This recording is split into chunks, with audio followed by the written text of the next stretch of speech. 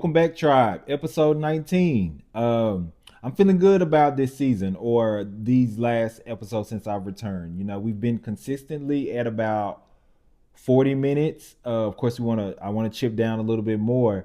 But that's good because I know when I got started, I was doing like I think I had a show going to like an hour and a half. But doing good, man. Feeling good. Got outside this weekend. Well, outdoors. I make a distinction between outdoors and outside. So outside is outside partying like or having a good time kicking back. Leisure activity, and then for me outdoors is like exercise, hiking, or even errands depending on how many you have. So I was outdoors this weekend, and it was a perfect weekend in LA. This weekend it felt like this is one of those weekends where you're like, I don't care what happens, I can't abandon this weather. Like, it was perfect here. It was upper 70s, got into the low 80s one day, but a consistent Santa Ana breeze. So it was, if you were in LA, you knew like you had to be outside doing something. You couldn't stay in the house this weekend with weather like that. So it was a good weekend, eventful weekend. Well, not eventful, but I got outdoors, so eventful for me. Um, what else? So we're not gonna start with the House of Whites tonight. I'm gonna hop over them. I'll come back to them. I want to talk about, of course, the biggest event of the week, which was Super Bowl 60, where the Seahawks defeated the Patriots. I think it was like 29-13. It was a very slow game. It was a boring game. Like, as far as like football is concerned, it was a boring game, man. It was very slow. Um, but of course, the reason why we all watched was to see Benito do his halftime show, and it was spectacular, man. And I think it was more spectacular because I didn't understand what they were saying. It reminded me of when I watched the movie Parasite. If you've ever watched Parasite, you know that it's subtitles, but it's not. It's a foreign language film, but it's a very good movie. If you haven't seen Parasite, it's worth the subtitles. Watch it. It's a very good movie. So the correlation I'm making is I didn't understand the language that was being spoken. However, you could feel, like I could feel it. I know that's cliche. I'm pretty sure that's what everybody's saying. Like, you could feel it, but so I'll go in depth.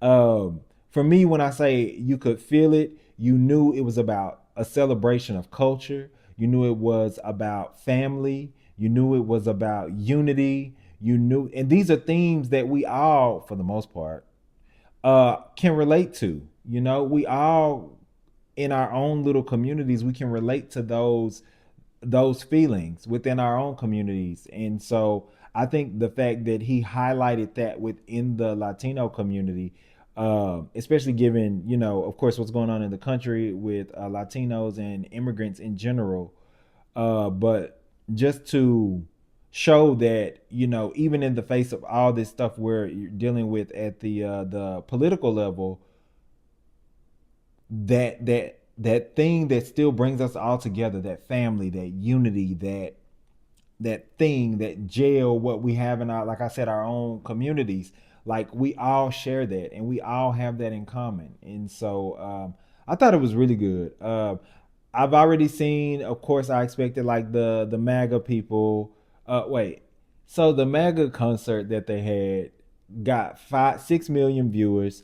Bad Bunny, I think somewhere, I think they initially said that he surpassed Kendrick Lamar, but now the reports are coming in that it was more around 128 million viewers. Either way, still impressive, still amazing.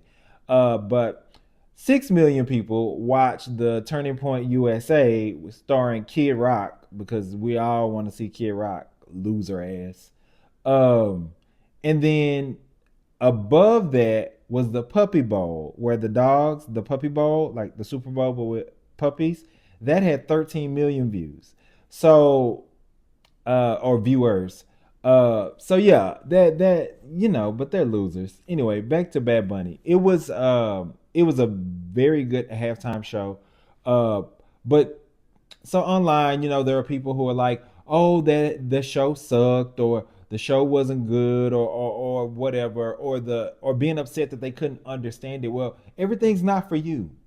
Everything's not for you. Sometimes it's just for you to witness people enjoy their cultural experience. Sometimes it's just being a fly on the wall in their community, and they're them allowing you to come in and be a part of that.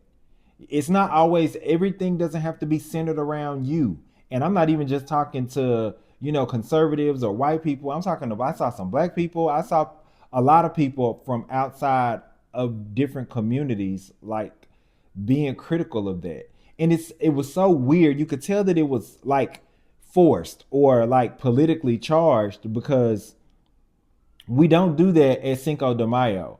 We don't do that. I saw somebody say, we don't do that when the Macarena come on. Like, we don't do that in other moments. Like, we didn't do that when Coco came out. We all took our ass to see Coco. So it's just like, I don't like, because we're so politically charged right now, we can't even be ourselves with each other. It fucking sucks, because everything, again, is not about you, white people, black people, like all these communities. Everything doesn't have to be about you. What you should have been doing is trying to understand, or get the little nuggets, like we're all doing after the fact, like that the couple that actually got married in real life during the Super Bowl actually invited Benito, or Bad, look like I'm his cousin, invited Bad Bunny to their wedding, but he instead invited them to the Super Bowl to get married, and he signed their marriage certificate or their marriage license as the witness. Like, it was moments like that that was happening that's very important. And so I don't know. I feel like if you can't relate to those things, if you can't relate to that, or him giving the Grammy to the representation of himself as a child, watching himself accept the Grammy, like, if you can't show appreciation of that independently of what your race is, or what language you speak or understand, then you are a little detached from humanity, and you may need to check back into that, because you're not operating in the full capacity of your own humanity. So um, let's go ahead and take a quick break, and then, because we're going to take a somewhat of a right turn, and we're going to go into the House of Whites, because they got a lot of shit going on, as you know. So grab a snack and come on back. I got it right, Wendy. All right, and we're back. Okay, so let's go ahead and make this hard right into this damn House of Whites, man. All right, so I'll start lighter, and then we'll, get into some things. So a new report came out, a new census report, in that white births in the US fell to its lowest point for the first time in history, to 49.6%. Now, this, for the first time, puts them in the minority. Now, when I say minority, in their minority. So what that means is, if you add up all the other races, Hispanic, Black, Asian, all the other groups, and you put them together, now collectively, we are the majority over them. And so that is the first time that that's happened. And I mentioned that because that is, if you remember in Project 2025, that is the linchpin as to why a lot of this is happening. White fear of going, not even extinct, just not being the dominant society, and not having the population, having the majority population. So to them, that signifies the beginning of their end, or their descent into the oppressive state that they so pleasantly allow the rest of us to live in. Anyway, so yeah, so those numbers are dropping. Uh, oh, that's funny. Uh, but to let's pivot on over in House of Whites. What? Oh, Savannah Guthrie. This whole, are y'all keeping up with this Savannah Guthrie thing, with her mom being kidnapped and the guys want to be paid in Bitcoin? Like, this shit is like a Safdie's brother movie. Like, what? Like, the news anchor, like, before we get into the seriousness of it, let's just stay topical with it. This is a Safdie brother film where the news anchor lady's mom is kidnapped for a ransom paid in cryptocurrency. Follow me, because this is my elevator pitch. We're gonna hold her ransom for cryptocurrency, whole while the number one suspects are the family, the sons, the son-in-law, like, and mom, from what I'm hearing, has a pacemaker that we believe is not currently functioning.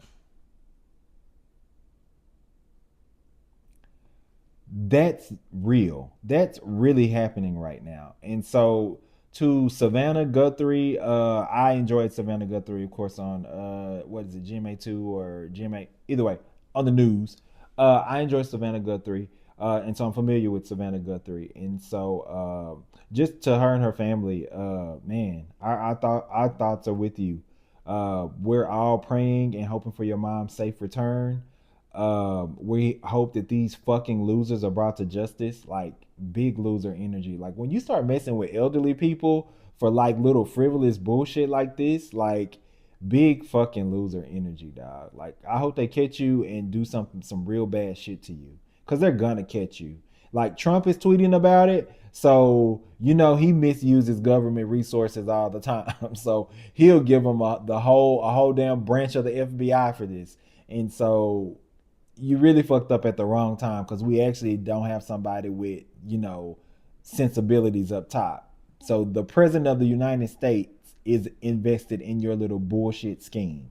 So congratulations, losers. But to Savannah Guthrie and her family, up, plane incoming. Oh, that was a big one. Yeah, it was big. Still, damn. To Savannah Guthrie and her family, our thoughts are with you, and we wish for your mom's speedy, not recovery, but safe return. I'm sorry, mixing my wires here. Um, so let's do this. I separated the Epstein shit because it was some. This has been my whole week, you guys. Like, this past week, I have really been doing the work for you all, so that you don't have to get knee deep entrenched in this debauchery. I have done the work. So let's take a quick break, and we'll come back and we'll get into what I have uncovered in this deep, deep, deep rabbit hole of conspiracy that turned out not to be conspiracy at all. So grab a snack and come on back. All right, and we are back. Let's go ahead and get into it, man. So I told you we were gonna talk about Epstein. Epstein update, because he got his own like bullet point now. So on the dry erase board. So he's locked in, we locked in. Because it's a lot of shit. They released 3 million files. I don't know if I said that last show, but they released 3 million files. Bunch of shit, man. If people are still like, there's still discoveries coming out and stuff. So let me try to catch you up to speed. I did all the work so that you wouldn't have to. This way you can, be up to speed with what's going on. And when it's time to hooty hoo, we get, you know what I mean? So, first and foremost, before we begin, if you are interested in knowing what's in these Epstein files, you can go to the library. It's justice.gov/Epstein. That's the Epstein Library website at the U.S. government website. So justice.gov/Epstein. And there's a search bar, so you can search phrases, you can search names, you can search your CEOs, you can search whatever you want in the Epstein file, and it'll pull up every single one and its file number. So you know what you can also do when you see these stories about, oh, they found this email or that email. You can look for the code on the email, or you can type in something that they said is in the email, and if it's a real email, it'll pop up within the library. So you can actually use the library search board to fact check, because unfortunately, there's a lot of people creating fake narratives too, as if this shit isn't bad enough. I'll say it again. As if this shit isn't bad enough, people are creating like fake shit to put 20 on 10. So that's a good way to kind of double check if you are like me and you're looking into this stuff. But if you're not like me and you want to know what's going on, but you don't want to look into it, I did it for you. So let's get into it. So as I said before the break, um, 3 million files. Okay. So we know all the touchy kitty stuff that's going on. We are familiar with that. What I do want to say is, as a conspiracy enthusiast, I want to tip my hat to the conspiracy theorists of the world, because not only have you been right about this, you have been right about a lot of shit. Because in being right about this and us having access to these emails, we find out that you were pretty spot on. So let's take it back to 2016. You remember Pizzagate? That's in these emails. Pizzagate is in these emails. Remember when during the pandemic, when the Wayfair shit happened, where they discovered that the cabinets on Wayfair were costing like 30, 40, and like just the basic industrial, you remember the industrial cabinets.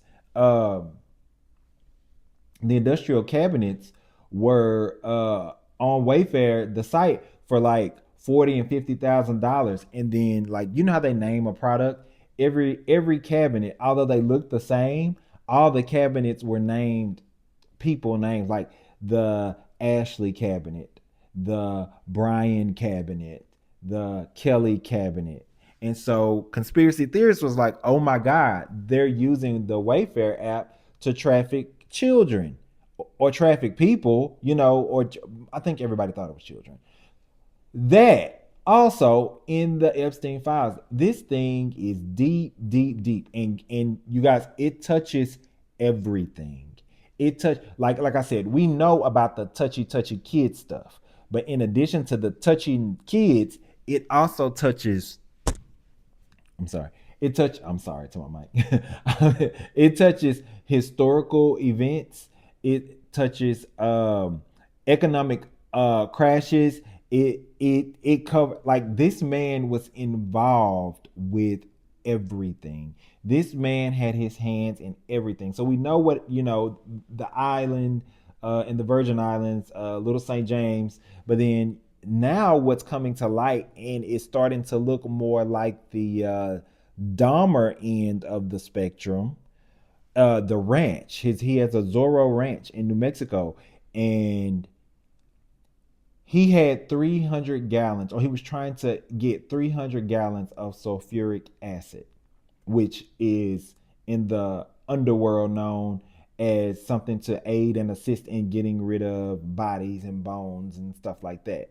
I think it's the only thing that can do that, if I'm correct. 300 gallons of that to the ranch.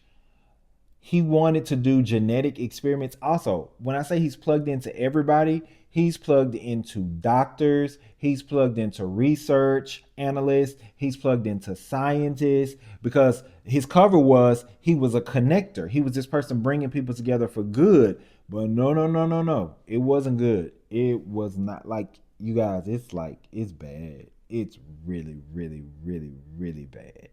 Like, it's so bad that black people, this is the one time where we can actually look up to God and say thank you, Jesus, for racism, because they did not he was not a fan, they were not a fan of having melanated people in the vicinity of that.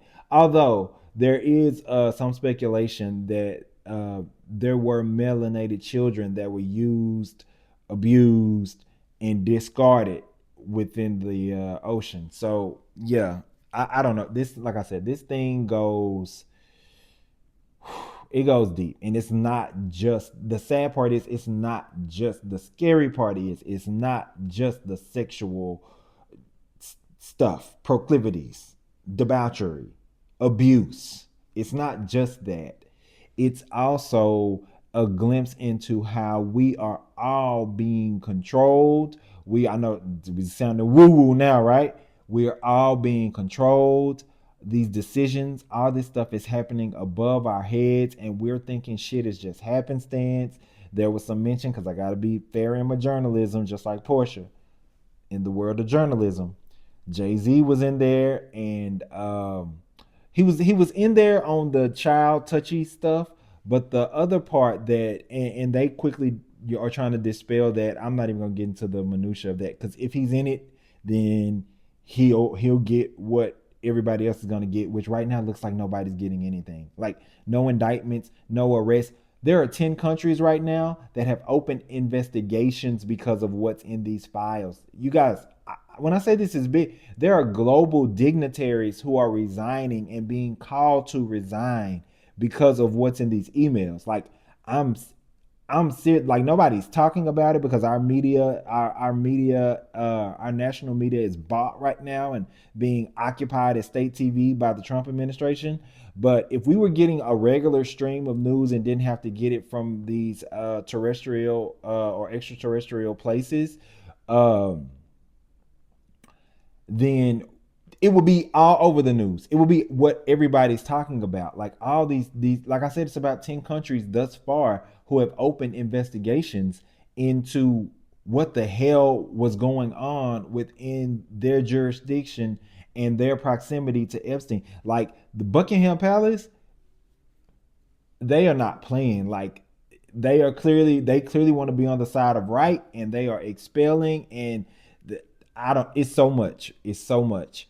The one thing, though, guess what country is not investigating? Not only not investigating, but seemingly actively trying to cover it up. The United States of America, the former beacon of the world, shining light, or at least the title we like to give ourselves, or allow others to give us, because we give them money. Um, or we don't attack them and don't bomb them. Um, but yeah, this is. I mean, there's so much. Like I said, we're going to be talking about this from week to week. They, I mean, you've seen the names coming up: Deepak Chopra, um, Naomi Campbell on that damn flight log. Like, gross. Like, Naomi Campbell, you need your ass whooped. You know better. You know better. You need your ass whooped. Somebody need to throw a phone at your ass. Anyway, um, see how we hold our own accountable. Um, but yeah, this shit is deep, man. This shit is deep, and I'll say this. I mean, it's gross. It's disgusting. I mean, there's references that allude to not only the touchy touchy with the kids, but eating. Like, it's just let me know when it's time to break out like matches, because I don't know how we get to the other side of this without this shit just burning to the ground. Like, it's bad. But let's do this. We'll wrap up Epstein update. We'll find a name for it. Let's take a break. If you haven't, go grab a snack and come on back, and we'll lighten the mood a little bit, just a little bit. All right. All right, and we are back. I think we're gonna do good time on this one because we're at the end. We're gonna do our Black History moment, but other than that, no. I don't know. I don't know. I think we're gonna make good time on this one. Um, so before we get into our wait, I feel like I got one coming on. Ooh, that was a big one. I don't know. I don't. It's because I drank a lot of water before the show. But so let's get into our Black History moment. Today in Black History, we're gonna honor one of our revolutionaries, and I'm talking about Nat Turner. And so, if you aren't familiar with Nat Turner, he led to date the biggest slave rebellion in history, killing somewhere between 55 and 65 white people, which ultimately resulted in, and I kind of want to string these two together, but ultimately ended up with anywhere from 10 to 100 slaves dying. Um, but the revolt, he burned down. See, I told you, when shit get real, shit burn. I don't want to say it's like in our blood, but we just, I mean, I think fire is just the language of the unheard. Like fire is the yeah, it's just the language or the message of people who aren't being heard or aren't being respected or aren't being seen, you know? It's like if you're not going to see me, you're going to see these flames. But anyway, um Nat Turner, he died at the age of 31. He tried to he hid himself for about 10 weeks, but after that, they caught him. Of course, in their tradition, he was hanged. But they were so the hate was so seethy, like they were seething with hate. Is what I'm trying to say. So much that they skinned him and they wore his skin. Like they grinded his skin, like they grinded him. It was, I mean, I know this sounds, it doesn't sound gross to me. That's why I'm just talking about it so freely, just because it's fact. It's what happened. But I'll take it slow for you because it may be gross for you. I'm probably taking you too fast. But yeah, they did that to him. So just think of the worst imaginable thing and like grinding him up and wearing him. And I think there's even a picture, I believe. Shit, hopefully I can. If I can find it, I'll put it up. But there was a picture where I think they either made socks with his skin or some clothing accessory with his skin. Um, yeah, man, it was dark, very dark, very very dark. But we see that that darkness is kind of a legacy for them because here we are. We fast forward to 2026 and we read these emails and there it is again, that darkness. But to Nat Turner, man, do you know how sick and tired of being sick and tired you got to be? Mind you, slavery is law. It is just the way things is. It is 1800 or 1831 rather. He was born in 1800. It's 1831 and you trust in the Lord Jesus with all your heart. You're leaning not to your own understanding, but acknowledging him in all ways, you know? And you just realize something not adding up. And you eventually realize that not only have you been led astray because the book they gave you to keep you oppressed, not only that, but excerpts have been taken from it that hold a little piece of your liberation. Yeah, yeah, it's enough to drive you. It's enough to it's enough to drive you mad. And so, Nat Turner, we thank you. We thank you because you set the stage and you set the tone for this because you fast forwarded to, you know what, these riots, the Black Lives Matter. You shit can burn down, man. And people always say, "Oh, well," and they always tout like they always try to like tout or brag to us, like especially here recently with the peaceful protests. We protested and nothing burned down. They love to say that.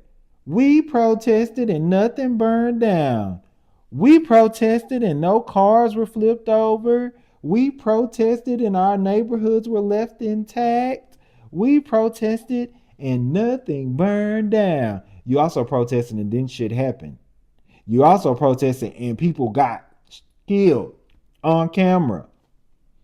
Like no disrespect to though, you know, the slain, but let's call the thing a thing. Yeah, you peacefully protesting and they letting you because they know they ain't gonna do shit about it. But when you got people who you know back is against the wall and you don't know how left shit can go, that's when you send in your mediator whites, like your mayors and your governors. That's when you send them in to quell all this stuff over. And I think that happens with the black community. I think it's an extension of what Nat Turner meant and what Nat Turner stood for, and how at that breaking point, when you have when people take everything you got, you have nothing to lose. That's the math. That's how that works. And so, hopefully, it is our hope. It is always our hope that we can find peaceful and amicable resolutions to bring us together to chart a course forward. That's what we want. That's what we always strive for. That's what we strive for. But we do understand that sometimes things that are generally unheard of or unnecessary become very necessary given the time, circumstance, and the need to survive. And so I'm gonna wrap this up with Nat Turner, but I also want to use this moment, and I know I'm letting a little bit of the House of White seep in here, but uh, the picture everybody has talked about, and I think we've kind of moved on from it, just because we don't expect anything less from Trump. But the picture where the video where the Michelle and Barack Obama on the apes or whatever.